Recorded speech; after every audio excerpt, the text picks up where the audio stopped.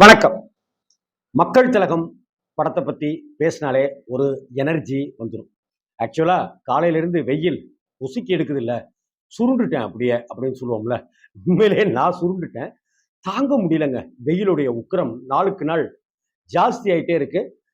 நீங்க வெளியில சுத்திட்டு இருக்கிறவரா இருந்தாக்க, ஸ்விக்கி மாதிரியான வேலை செய்பவர்களா இருக்கட்டும், அல்லது ரெப்ரஸன்டேட்டிவ் மாதிரியான வேலை செய்பவர்களா இருக்கட்டும், தயவு செய்து தண்ணி பாட்டிலோ அல்லது தண்ணி பாட்டிலுக்கு பதிலாக ஒரு மோர் பாட்டிலோ தயவு செய்து கையில் வச்சுக்கோங்க. சுகர் மாதிரி கொஞ்சம் ஜாஸ்தியாக இருக்குது, கம்மியாக இருக்குது அப்படின்ட்டு இருக்கிறவங்க பாக்கெட்டில் எப்பவும் 2 சாக்லேட்டை வச்சுக்கோங்க. நடந்து போகிறவர்கள் வந்து குடை வைத்துக் கொள்வது ரொம்ப ரொம்ப நல்லது. ஏன் வெயில் தாங்க முடியல. இன்னைக்கு காலையில் பேசணும்னு இருந்த வீடியோவை வந்து நான் அப்படியே தள்ளி தள்ளி தள்ளி தள்ளி இப்போ பேசுகிறேன். அவ்வளவு அந்த அளவுக்கு தாங்கலை, தகிக்குது. மக்கள் திலகம் பற்றி பேசினாக்க, புரட்சி தலைவர் எம்ஜிஆர் அவர்களை பத்தி பேசினாக்க, அவருடைய ஒரு படத்தை பத்தி பேசினாக்க ஒரு எனர்ஜி, வெயிலையும் தாண்டின ஒரு உற்சாகம் வந்துடும் அப்படிங்கிறதுக்காக மே 10 1963 ஆண்டுல வந்த மக்கள் திலகத்தோட ஒரு படத்தை பத்தி தான் உங்கள்கிட்ட நான் பேசணும்னு ஆசைப்படுறேன். பெரிய இடத்து பெண். உங்களுக்கு என்னப்பா பெரிய வீட்டு பொண்ணு அப்படின்ட்டுலாம் சொல்லுவோம், பெரிய வீட்டு பையன்பா அப்படின்வோம்ல. அதையே தலைப்பா வச்சிருந்து ஆர்ஆர் பிக்சர்ஸ், டிஆர் ராமண்ணா அவர்கள் இந்த படத்தை தயாரிச்சு இயக்கியிருந்தார். பெரிய இடத்து பெண்.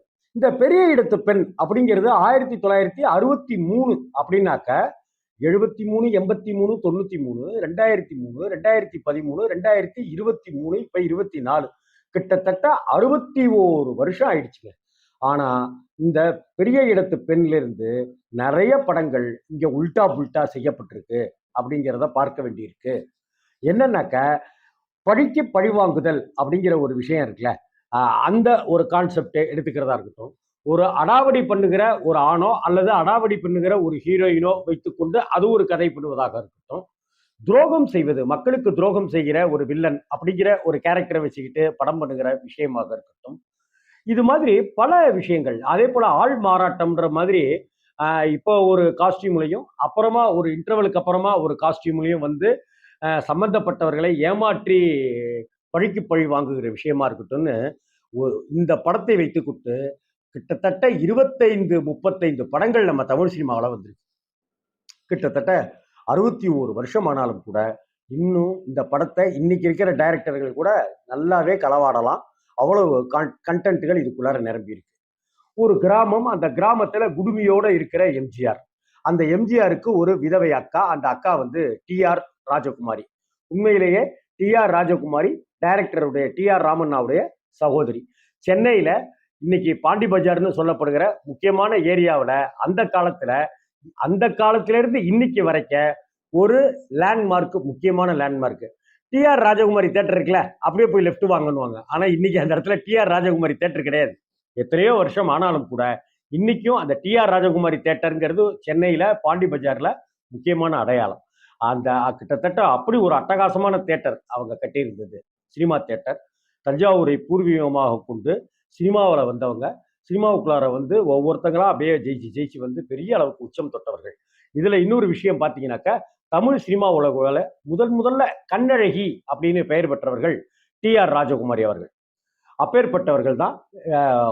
ஒரு அப்படி ஒரு கவர்ச்சி அவங்கள்ட்ட முகத்துல, ஒரு வசீகரம் இருக்கும். இன்னும் சொல்ல போனா அவங்களுடைய வாய்ஸ்லயும் ஒரு மெஸ்மரிசம் இருக்கும். அப்பேற்பட்டவர்கள் தான் அக்காவா இருப்பாங்க. அக்கா தம்பின்னு ஒரு அன்பான குடும்பமா, ஒரு விவசாய குடும்பமா வாழ்ந்துட்டு இருக்கிற அந்த ஊர்ல எம்.ஆர். ராதா ஒரு பெருந்தனக்காரரா, பெரிய பணக்காரரா இருப்பார். அப்போ அவர் பெரிய பணக்காரரா இருக்க, அவருடைய பையனா அசோகனும், அவருடைய மகளா சரோஜாதேவியும் நடிச்சிருப்பாங்க. அப்ப சொல்லவா வேணும்? ஏதாவது படம் ஞாபகம் வருதா உங்களுக்கு? சகலகலா வல்லவன் படத்துல வி.கே. ராமசாமிக்கு பையனா ரவீந்தரும் பொன்னா அம்பியாவும் இருக்கிறதெல்லாம் ஞாபகம் வருதா உங்களுக்கு? எம்ஜிஆர் குடுமி, அங்க கமலும் குடுமின்லாம் ஞாபகம் வருதா உங்களுக்கு? ஆனா இது மாதிரி சகலகலா வல்லவன் மட்டும் இல்லை, இதே போல ஒரு விஷயத்தை வச்சுக்கிட்டு வித்தை காமிச்ச டைரக்டர்ஸ் நிறைய பேர் இருக்காங்க. சரி, இப்படிப்பட்ட ஒரு சூழ்நிலையில எம்ஜிஆருக்கு ஒரு மாமா இருப்பாரு. அந்த மாமா தான் அந்த ஊர்ல வந்து கம்பு சுத்துற சிலம்பம் கத்துக் கொடுக்குற ஒரு பெரிய வாத்தியார் அவரு. அவர்கிட்ட அசோகனும் கத்துக்கிட்டு இருப்பாரு, எம்ஜிஆரும் கத்துட்டு இருப்பாரு. ஆனா மாப்பிள்ள, எனக்கு அப்புறம் நீதாயா இந்த ஊரையிலேயே சிலம்பம் கத்துக் கொடுக்குற அளவுக்கு பெரிய ஆளு அப்படின்ட்டுலாம் சொல்லியிருப்பாங்க. இப்படிப்பட்ட ஒரு சூழ்நிலை இருக்கிற கட்டத்துல சரோஜா தேவிக்கும் இவங்களுக்கும் எம்ஜிஆருக்கும் முட்டிக்கிட்டே இருக்கும். முட்டிக்கிட்டே இருக்கும்னாக்கா மாட்டு வண்டி முன்னாடி போயிருக்கும், கார் பின்னாடி ஹாரன் அடிச்சுட்டே வரும். யோ மாட்டு வண்டியை ஓட்டிட்டு வழிய விடியா அப்படின்னு சொல்லுவாங்க. ஞாபகம் இருக்கா? சகலகலவலன்னு இது மாதிரி ஒரு காட்சி இருக்கும். இப்படி சொல்லிக்கிட்டே இருக்கும்போது இப்படி சண்டை வர்றது, அதுக்கு அடுத்தாப்புல முட்டிக்கிறது, இப்படியாக ஒரு விஷயமா இருக்கிறது அப்படின்னே இருக்கிற ஒரு கட்டத்துல அந்த மாமா பொண்ணை வந்து 2 பொண்ணுங்கள்ல மூத்த பொண்ணை வந்து எம்ஜிஆரும் ஆசைப்படுவாரு. அந்த பொண்ணும் விரும்புவாங்க. ஆனாக்க என்ன அப்படின்னு சொன்னா மணிமாலா அவங்க ஆசைப்படுவாங்க. ஆனா அந்த பொண்ணை வந்து அசோகன் விரும்புவார். அசோகன் வந்து தன்னுடைய தங்கை சரோஜாதேவிட்ட சொல்ல, சரோஜாதேவி தன்னுடைய அப்பா கிட்ட இந்த சூசகமா இந்த விஷயத்த சொல்ல, அவங்க உடனே என்னடா பண்றது? நம்ம சொந்தக்கார பையன் எம்ஜிஆருக்கு குடுக்கிறதா? இல்ல இந்த ஊர்லயே பெரும் பணக்காரரா, பெருந்தனக்காரரா இருக்கிற அவருடைய பையனுக்கு குடுக்கிறதா? பெரிய பிரச்சனை ஆயிருமே அப்படின்னு சொல்லிட்டு சிலம்பத்துல யார் ஜெயிக்கிறாங்களோ அவங்களுக்கு தான் நான் என் பொண்ணை கொடுப்பேன் அப்படின்னு சொல்லிடுவார். ஏன்னா சிலம்பத்துல தான் எப்படியும் எம்ஜிஆர் ஜெயிச்சிருவாரே அப்படின்ட்டு. இந்த சமயத்துல காலேஜில் படிக்கிற சரோஜா தேவியை வந்து இன்னொரு காலேஜில் படிக்கிற நாகேஷ் வந்து துரத்தி துரத்தி I love you I love யூன்னு சொல்லிட்டே இருப்பார். காமெடிக்கு தான். ஆமா. இது நாகேஷை பயன்படுத்தி ஒரு டிராமா இது ஒன்று பண்ணிடணும், ஒரு சதி வேலை ஒன்று பண்ணிடணும் அப்படின்னு சொல்லிட்டு சிலம்பம் சண்டை நடக்கும்போது எம்ஜிஆருக்கு அந்த சோடாவில் குளிர்பானம் மயக்க மருந்தை கொடுத்துருவாங்க. நாகேஷை வச்சு கொடுக்க வச்சிருவாங்க. அப்படி கொடுக்க வச்சிட்டதுனால எம்ஜிஆரால் அங்கே சண்டை போட முடியாது. மயங்கி மயங்கி கண்ணெல்லாம் இருட்டிட்டு வந்துட்டு இருக்கும். அந்த சமயத்தை பயன்படுத்தி அசோகன் ஜெயிச்சிருவாரு. இதனால அசோகனுக்கும் எம்ஜிஆருடைய முறப்பொண்ணுக்கும் கல்யாணம் பண்ண வேண்டிய சூழ்நிலைக்கு ஆளாயிருவாங்க. இதையெல்லாம் தெரிஞ்சு அப்புறமா தான் நாகேஷ் மூலமா அவருக்கு தெரிய வரும். அப்படி தெரிய வரும்போது கொதித்து எழுந்துருவாரு.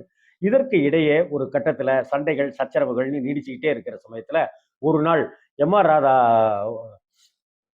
டி.ஆர். ராஜகுமாரி போக எம்.ஆர். ராதா வம்பு தும்பு பண்ணி இது பண்ண, அதற்கு பிறகு ஒரு கடிதத்தை ஒன்று எழுதி வச்சிருப்பாங்க அக்கா. இது மாதிரி என்னைய நான் இறந்துட்டேன், நான் இறக்க சாக போறேன், என்னைய மறந்துடு, நீ நல்லபடியா வாழணும் தம்பி அப்படின்னு சொல்லிட்டு எம்ஜிஆருக்கு ஒரு லெட்டர் வச்சோன்னா அவரால் தாங்கவே முடியாது.